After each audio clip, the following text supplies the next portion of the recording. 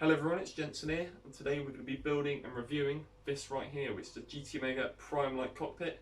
And first and foremost, thank you for GT Omega for sending this out to me to put it to the test, and of course to Team Shazoo for giving me the opportunity to review it and test it for you guys. So without further ado, let's get on with building it.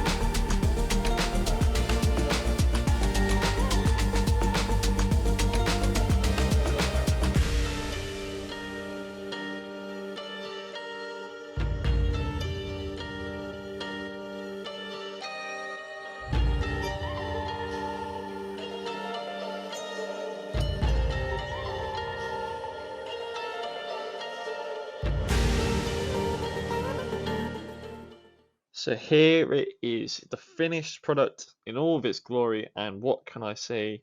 It looks absolutely amazing, even without the wheel and pedals and those shots.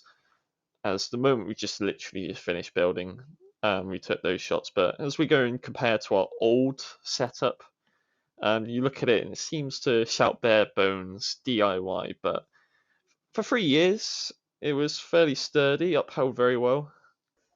But as with everything in life, nothing lasts forever. As we go on to the Prime Lite, and I honestly not look back at all. It just speaks endless volumes of quality in every single way. We've got the aluminium profiling, the fixings, we've got the seat, which just looks and feels absolutely fantastic. We've got the endless adjustability of the seat, pedal plate, wheel mount, gear shifter. And it just feels like everything you need in a sim rig, really. And it's just something designed to adjust and suit to absolutely anyone, which seems to be the important factor nowadays. So now we'll get into the actual running, but firstly we'll start off with the build. We'll talk about the build, and in all honesty, it is a time eater. It took me and my dad 5 to 6 hours, I think, to fully assemble it. We had a couple of hurdles, obviously. We had firstly cross-threading in one of the slotted nuts, but that's probably why we were using a drill gun. That's probably why that happened. But yeah, obviously use the hex keys or Allen keys to do up the nuts. But yeah, you run the risk with the gun drill to do those up. But secondly, it was the mounting of the seat. The front right mount, I think it is. Because you have to move the seat all the way back to actually access it the best. And we're only able to get it in finger tight. But for the rest of it, we had to kind of like trim the hex key down to actually get in there. But I think you can still get in there with the hex key, but it's a very fiddly job. In all else, though, the build was fairly alright. It was just getting the instructions on our head and just resolving any other issues, really. So you see, we're finishing a lap on F123 as being one of the racing categories of our team, and obviously it was going to end up in the review. We also tried out iRacing, Assetto Corsa, R Factor. You'll see Assetto Corsa come up after this lap. But first impression on all those sims was the feedback. It was not just through the wheel, but through the whole cockpit. It felt very much connected compared to the old rig, and very much speaks volumes of the rigidity of this one. Also, to me, it felt like an increase in feedback. There's probably ties with the rigidity as well. Don't just dump the feedback out to thin air. So now we're at the Nordschleifer in Assetto Corsa, and this is where we really put it through its capabilities. So we're running here 80% gain on the force feedback for an 8 Nm wheelbase. We're driving the Porsche 962C. which was unbelievably snappy. This really kicked, so it was the perfect test subject for this. But like West to F1, it delivered sound feedback. You could very much feel it through the rig more than F1. Even with this change, you probably see it literally doesn't move, not a fraction throughout both laps, which once again states the rigidity of this cockpit as well. As for getting used to the rig, if you are changing setup, changing rig, in all honesty, it didn't take me that long to get up to speed with it. Obviously, it will differ for different people.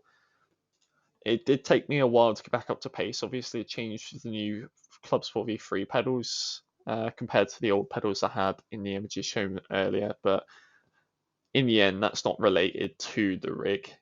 And in the end, it still ticks every box. As we move on to cost, it is not too bad. As we go with the full cost, this is before quite any discounts or anything. But firstly, we go with the seat, which will be £580. That is kind of like the essential, all you need Prime Lite. But you can set that back down to 550 with code Shazoo through the GT Omega checkout. Without the seat, if you wanted to induct your own kind of seat, would be £400, and then obviously 380 with the 5% off from the discount. And it can vary. It could go up a little bit more if you choose to go for any optional extras like monitor stands and obviously seat preference. Final thought for price, £550 obviously is a lot of money. But compared to rival rigs at that quality and that level, I think it's a happy medium. It's not too far under, not too far over. I think it's just about where it should be.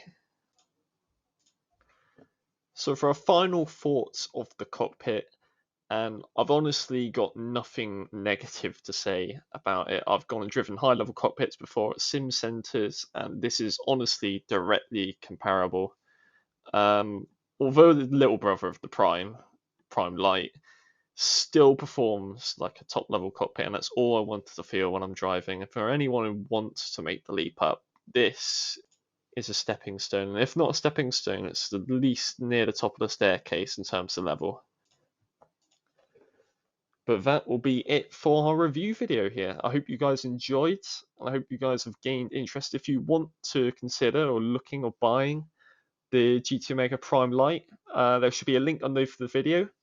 And be sure to use code Shazoo at the checkout to get that 5% discount before purchasing. But yeah, that is it from me. Another thank you to GT Omega and Team Shazoo for obviously making this all possible. You guys are living legends there. And to you guys watching the video, have a great year of racing. Thank you and goodbye.